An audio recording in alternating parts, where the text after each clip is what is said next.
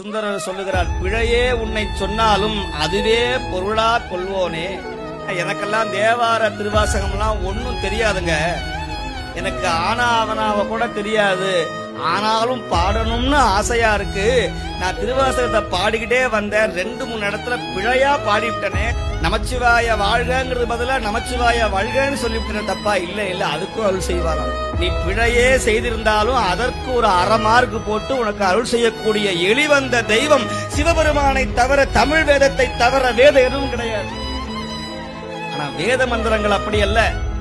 நீங்கள் அச்சரம், சுதி, அந்த துவனி நீங்கள் தவறாக சொல்லிவிட்டீர்கள், ஆனால் அது பிழையாக மாறிவிடும். ஆனால் தமிழ் வேதம் அப்படி அல்ல. நீங்கள் பிழையாக பாடினாலும் நிச்சயமான அருளை தரக்கூடிய ஒரே வேதம், ஒரே மறை, தமிழ் மறையாகிய திருமுறைகள் 12 திருமுறைகள்.